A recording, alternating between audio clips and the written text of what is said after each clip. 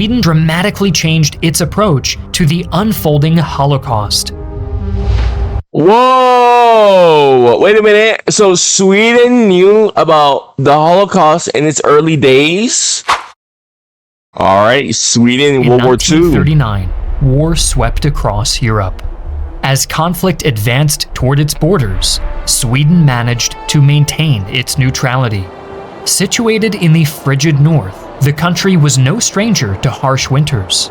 Yet, with its neighbors falling under occupation and external pressure mounting, the Swedes were compelled to consider if their accustomed resilience to the cold could parallel their ability to withstand the storms of war. Though it had once been a great power in Europe, Sweden had long been absent from the chessboard of European conflict. The traumatic loss of Finland to the Russians and the cession of Sweden's final mainland possessions following the Napoleonic Wars pushed Sweden to pursue a policy of neutrality.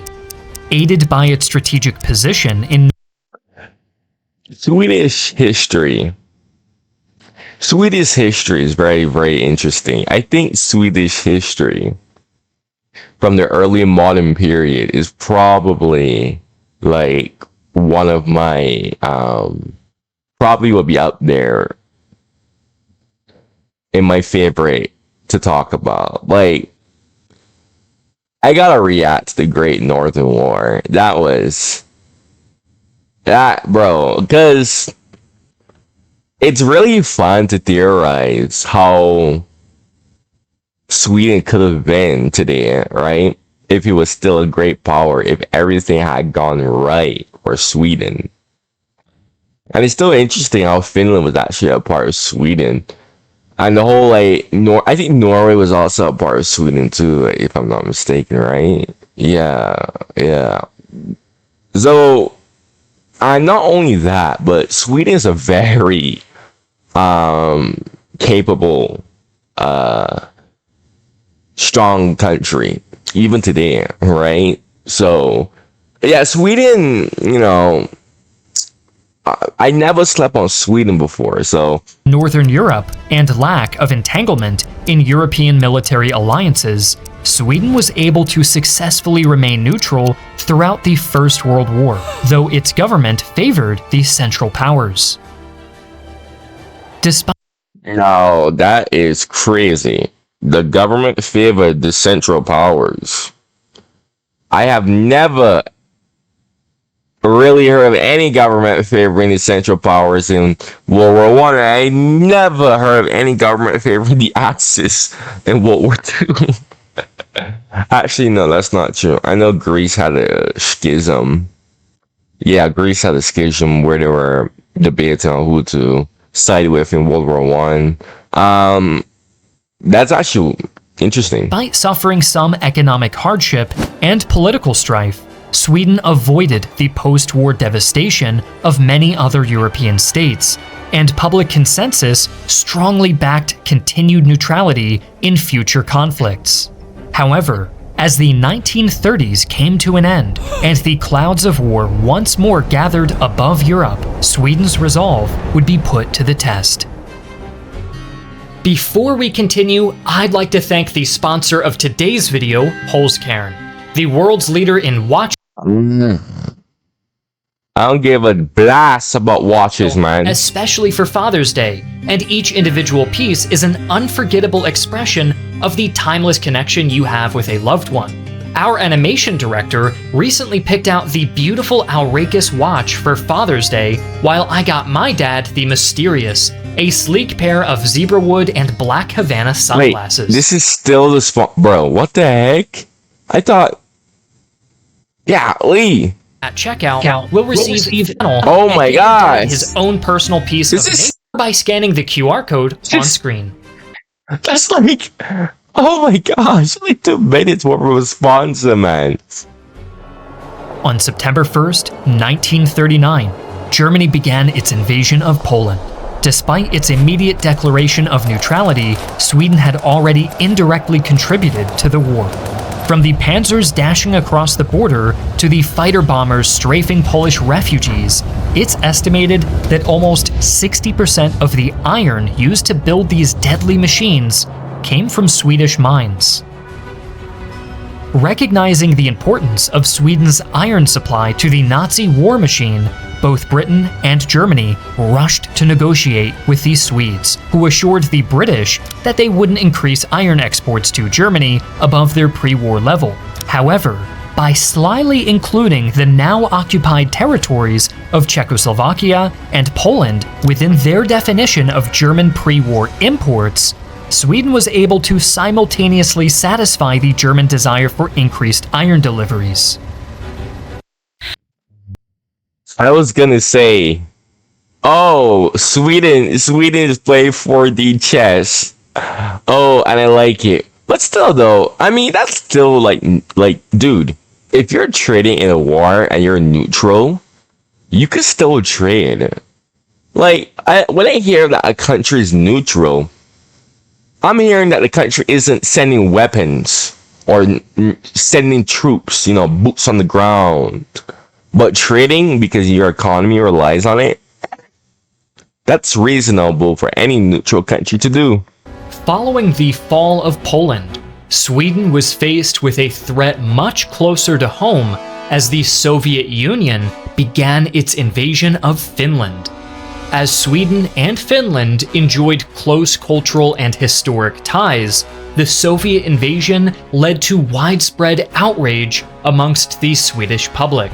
Additionally, Stockholm was well aware that a Soviet victory in Finland would place the Red Army at Sweden's doorstep. Therefore, deviating slightly from its traditional neutrality, Sweden declared itself a non-belligerent in the unfolding Winter War, which allowed Sweden to transfer considerable quantities of weapons to the Finns while avoiding war with the Soviet Union. Drawing from its limited stockpiles, Sweden provided... Yo! Oh man! I mean, like, the people of Sweden are outraged, but Finland was a part of the Russian Empire, like, literally, like, what is this, 1939, 1940? Like, literally, like, 20 years ago, a bit over 20 years ago at this time, Finland was a part of the Russian Empire. So I know that the Soviet Union is a whole different country from the Russian Empire, but still, it's kind of like nothing wouldn't change. And frankly speaking, if the Soviets had conquered Finland, they probably would have set up a Finnish Soviet Republic anyway. So it's not like Finland would be like getting annexed back into Russia, which at this time it was the Russian Soviet Federal Republic, or whatever the heck it was called at this time. But provided Finland with 84,000 rifles, 112 artillery pieces, and 25 aircraft. Additionally, over 8,000 Swedish volunteers successfully fought alongside the outnumbered Finnish army. Though Swedish aid helped prevent Finland's complete collapse, the tiny Nordic nation was still forced to yield to Soviet territorial demands. Wait a minute. I get this confused. Norway, Sweden are Scandinavia. Denmark is Scandinavia as well. Finland isn't Scandinavia, right? Okay, yeah. No, Finland is Nordic. Yeah. Finland is Nordic. I was about to say, I think he got that confused. But no, I think Finland is Nordic, but Finland isn't a part of Scandinavia. In a Swedish brokered peace deal.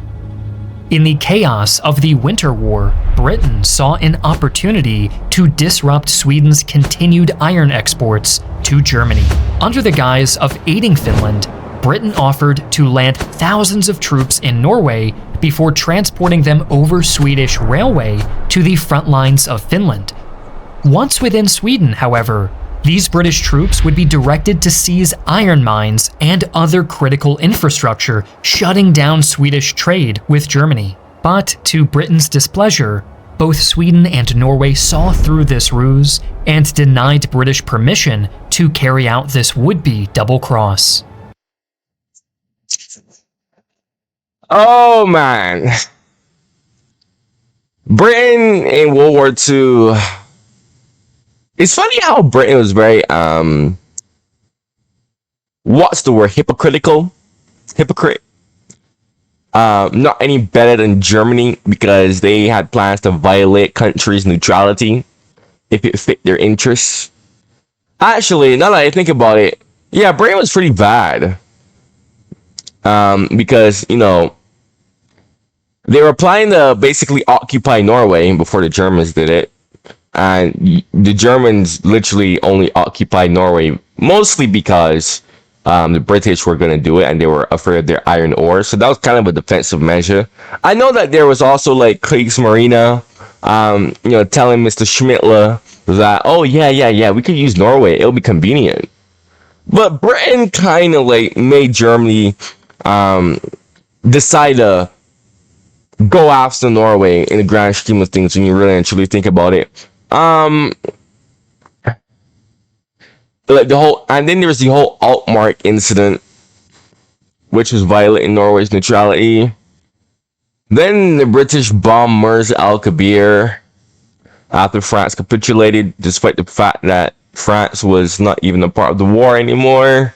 And, Britain was planning to occupy Sweden. Oh my gosh, dude. Yeah, Britain was really not. Oh man, Britain was really not like a freaking angel in World War II, bruh.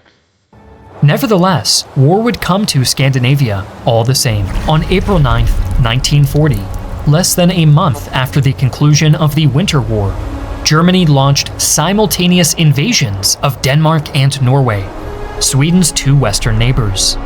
While Denmark was immediately overrun, Norway fought on long enough for an Allied expeditionary force to arrive, though this too was soon defeated by the Germans. Despite the battles raging across the border, Sweden itself was not invaded, as Germany felt no need to risk its current stable Swedish iron supply. Regardless, Swedish diplomats and politicians were deeply intimidated by Germany's show of force. With both of its neutral neighbors suffering unprovoked invasions, it was becoming increasingly clear that the fate of Sweden's neutrality might be decided not in Stockholm, but in Berlin. For all their outrage at Germany's invasions, there would be no Swedish intervention. Swedish politicians were divided on how to respond to the conflict unfolding all around them, but were ultimately fearful of German retribution. While many in Sweden's government advocated for continued neutrality, a notable voice in favor of intervention was Sweden's Crown Prince, Gustav Adolf, who argued that Sweden's moral duty to defend against injustice should take precedence over its desire for peace. In the end, the voices of neutrality proved louder. You're gonna have to... Yeah, honestly, yeah, no, like, come on, Gustav. No, because Sweden did the right thing. There's no point in getting dragged into a war where, like, that would be devastating, frankly speaking. Funny enough, right? Because the fact that Denmark capitulated so quickly and didn't really put up a fight, the Germans actually didn't really like treat them harshly. Funny enough, probably also because Danish people are Germanic as well, so that's probably also another reason why. Norway, I actually don't know how the Norwegians were treated. I think the Norwegians were like, I think it was honestly like pretty chill as well. So, Similarly to the political situation, the Swedish military response to the German invasion of Denmark and Norway was mixed. Sweden had long assumed that the Soviet Union posed the greatest threat to Swedish independence and had given relatively little attention to German aggression. Though fortifications had been constructed along the southern coastline, Sweden failed to mobilize its military before the German assault, meaning that their borders were initially only lightly defended.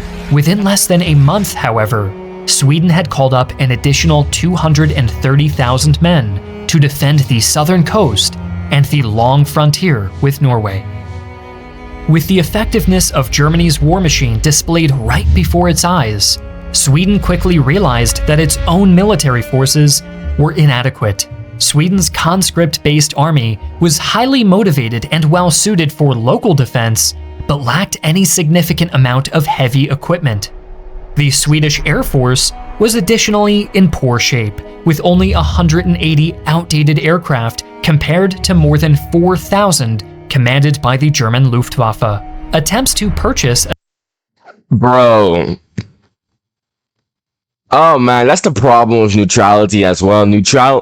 Neutrality, it really does make you weak. Like not having war enough, it really can make a country really weak, man.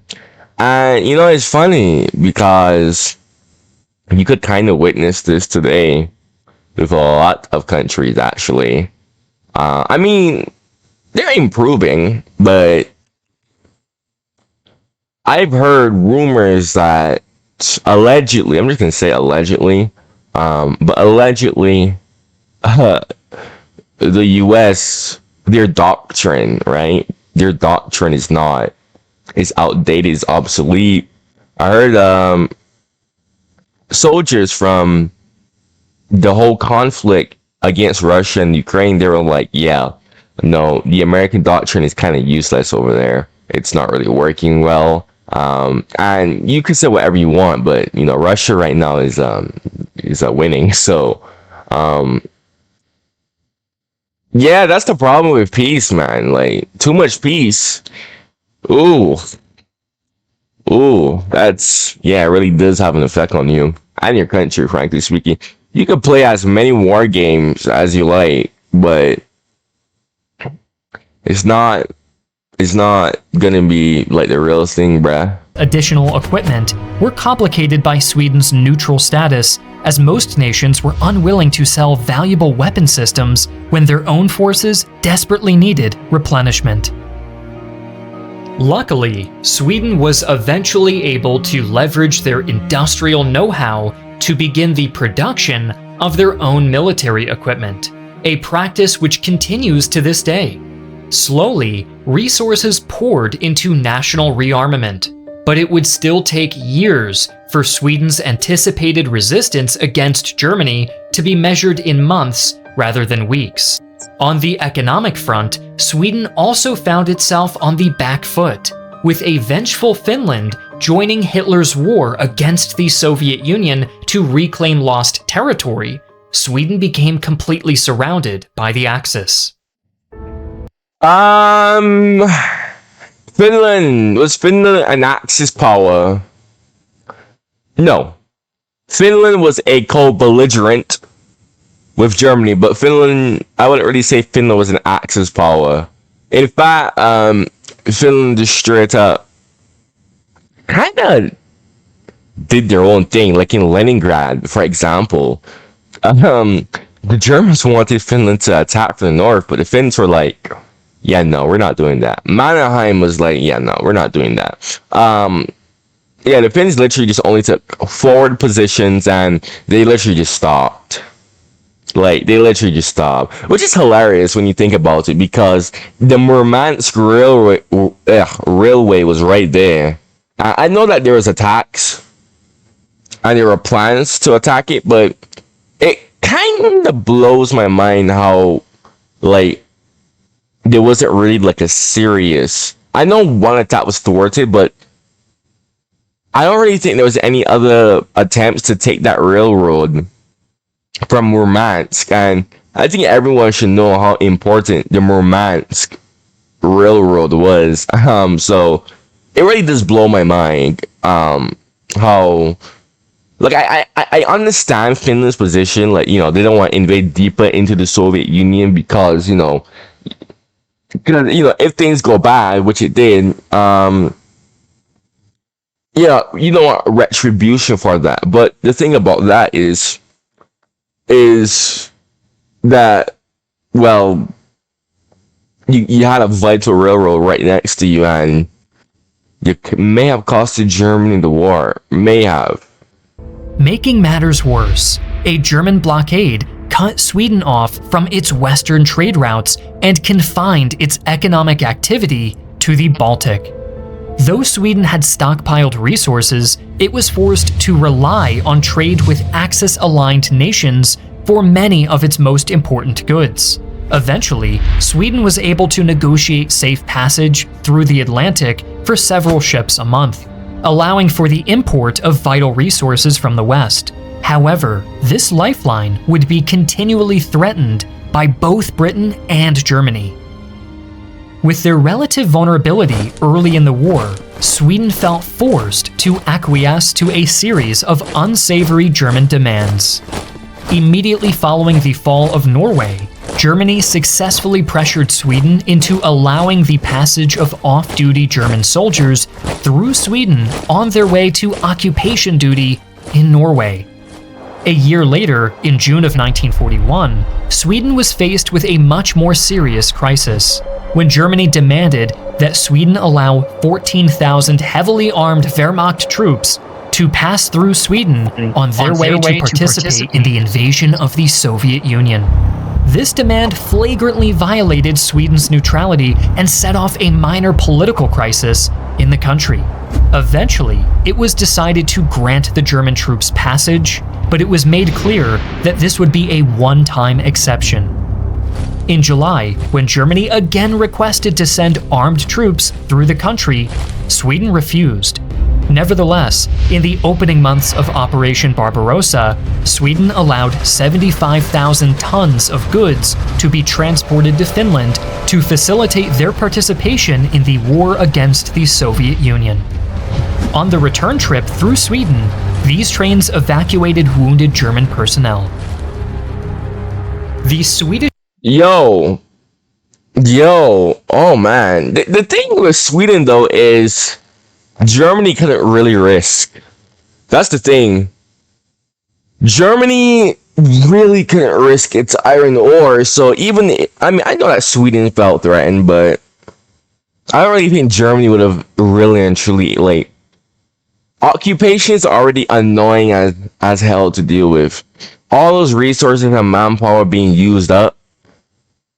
Frankly speaking, I don't think Germany would really want to invade Sweden for any reason. Like, it's as long as its iron ore was secure, then Sweden was fine. So, and I mean, this is very evident in it that, you know, Sweden refused to let German troops pass by, and well, as you see, the Germans didn't really do anything.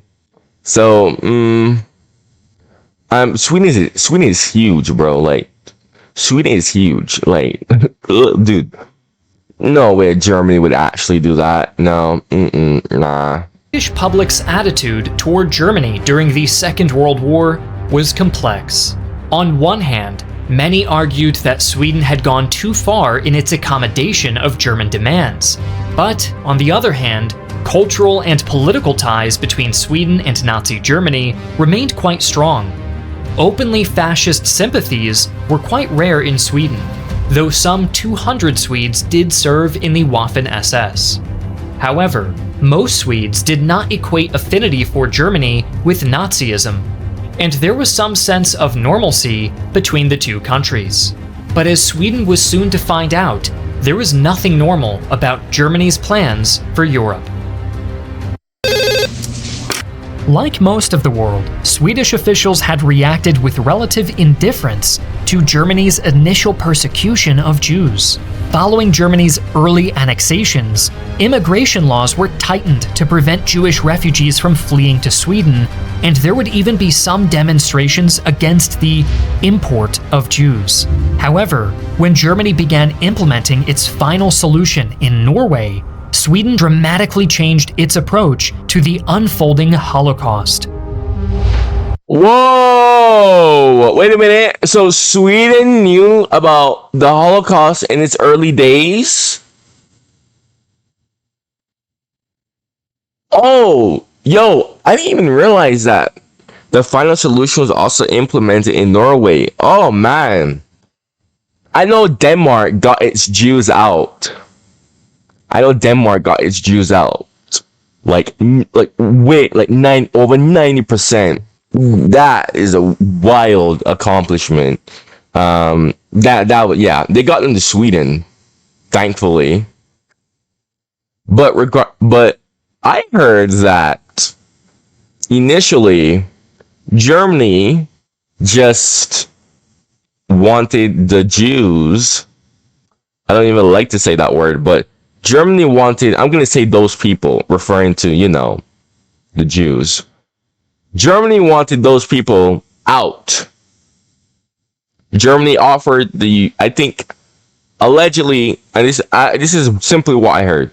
I heard that Germany offered the US, Britain, plenty of solutions to just basically expel those people.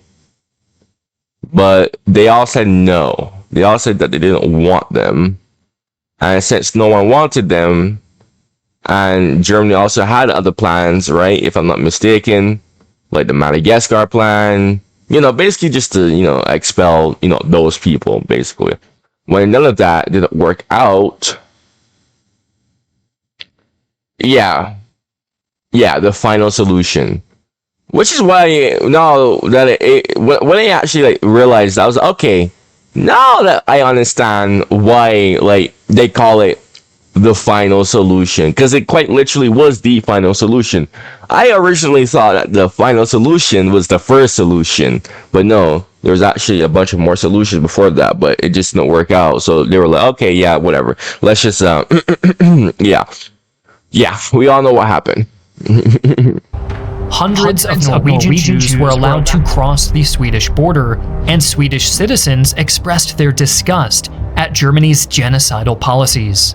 When Germany attempted to eliminate the Jewish population of nearby Denmark, Sweden declared that it would grant asylum to all Danish Jews who reached its shores, leading to a massive rescue effort that saved around 7,000 people, the vast majority of Denmark's Jewish community. Later in the war, Swedish diplomatic protection was extended to Jewish civilians all across Europe, with Swedish diplomats such as Raoul Wallenberg involved in aiding thousands more Jews from other European nations. Sweden also became involved in militarily supporting its neighbors to a limited extent. Beginning in 1943, Sweden began arming and training thousands of Danish and Norwegian soldiers. Officially, these troops were advertised as police forces, but in reality, they were designed to move into Denmark and Norway at the end of the war, securing the countries until their respective governments could return from exile. In contrast to its proactive support of its occupied neighbors, Sweden insisted on its right to trade with Germany, even as it became clear that the tides of the conflict were shifting. With only intermittent access to the West, Sweden had come to rely on German-supplied coal to heat its homes and power its factories. In exchange for this coal, Sweden exported ores such as iron and mechanical components such as ball bearings. Ball bearings in particular were crucial for the production of military vehicles, aircraft, and other machinery, highlighting the strategic importance of Sweden's industrial exports to the German war machine. Yo, that is such a complicated spot to be in, bro. I'm looking at this and I'm thinking to myself, what in the hell would I do? Honestly, I'm gonna be honest, if I was in Sweden's position, I would be like, yeah, screw you, Britain. I'm completely surrounded. I can't do nothing. What are you gonna do? Invade me? You can't invade me. You can't invade me. Even if the Royal Navy is supreme. The Royal Navy can't go near the shores, because if they do, well, they're gonna run into mines. They're gonna run into Luftwaffe, right? So the Royal Navy, bro, this is something that a lot of people don't really seem to understand about the Royal Navy, right? In World War II, yes, they had naval supremacy? Well, I would probably say superiority, but until like all of Germany's surface fleet was destroyed, which was like what, 1944? The Royal Navy was more or less stuck on its shores. Like it could really only operate around like, especially when Norway fell. Guys, oh my gosh, guys, I have a video that I'm planning. Oh, I'm actually currently in the phases of it because I'm going to be getting a big equipment upgrade. I'm actually going to post a video most likely on this tomorrow or Friday, but I'm going to be doing a video basically explaining how Germany could have done Operation Sea Lion, how Operation Sea Lion was possible, but so I'm not going to say too much there here, so I'm going to withhold these details. I know I'm going to get a lot of hate, but I really don't care. I just hate this like whole myth that my Royal Navy is supreme, my Royal Navy is number one.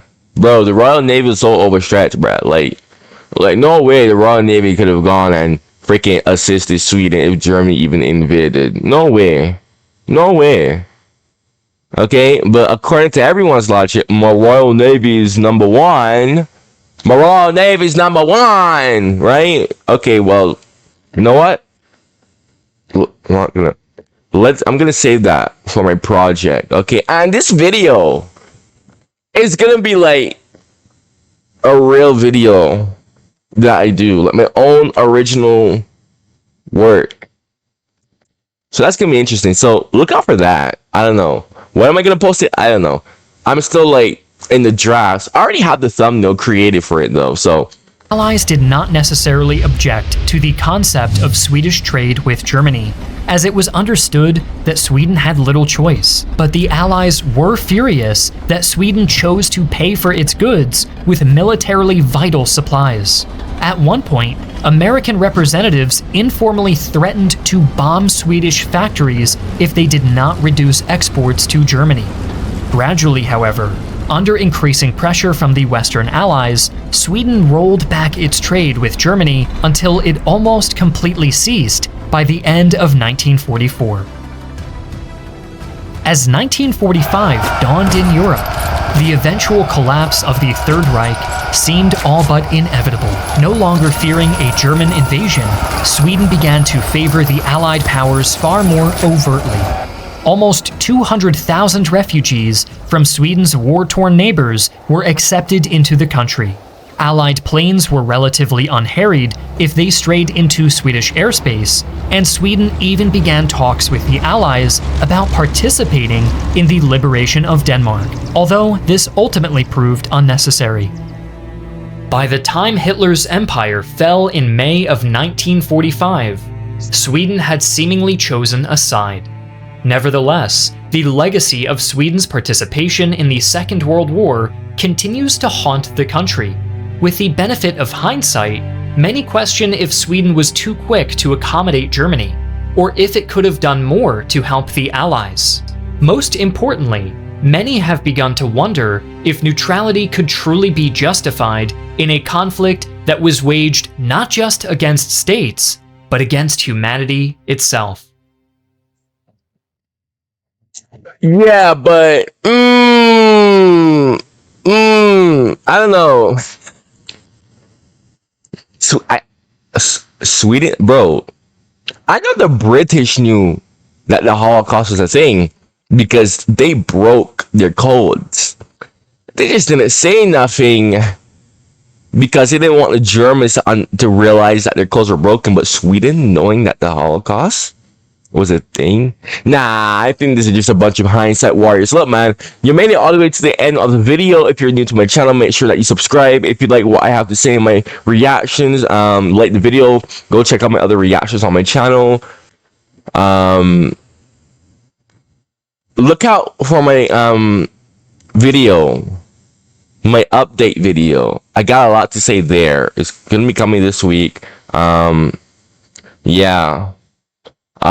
So if you are active watcher of mine, yeah, go look up for that. Good video. Thank you for watching, and goodbye.